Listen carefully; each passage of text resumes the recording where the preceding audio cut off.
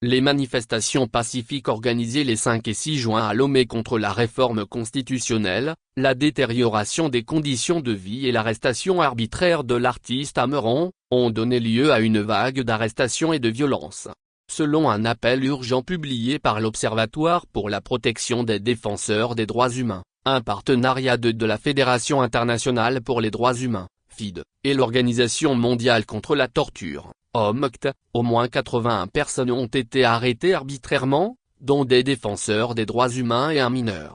Les manifestants et ont été arbitrairement arrêtés et transférés et au commissariat central, à la gendarmerie nationale, et à la brigade anti-gang de Djidjolé, écrit l'Observatoire, précisant que 6 personnes ont comparu devant un juge sans avoir été informées des charges. 3 d'entre elles ont été inculpées pour troubles aggravés à l'ordre public. L'organisation dénonce également des actes de torture et de mauvais traitement. Les gendarmes, la brigade anti-gang et les militaires ont battu des manifestants et à coups de poing, de pied et de matraque, tandis que les officiers de police judiciaire ont aspergé d'eau, frappé avec des cordelettes et giflé les manifestants et en garde à vue.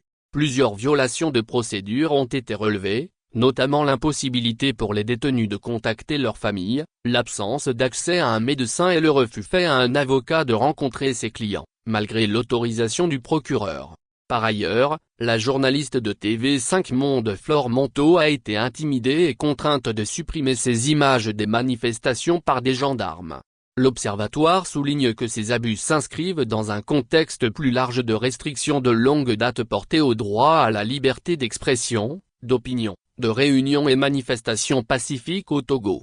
Il dénonce également la détention arbitraire de l'artiste engagé à Meron, enfermé depuis le 26 mai dans un centre psychiatrique sans l'accord de sa famille et sans jamais avoir été présenté à un juge. Des marques de sévices corporels visibles attesteraient, selon le rapport, d'actes de torture. L'Observatoire appelle les autorités togolaises à libérer les personnes détenues arbitrairement, à enquêter sur les violences, et à garantir les libertés fondamentales à l'approche des manifestations prévues les 26, 27 et 28 juin. Actualité feature pays politique société Togo.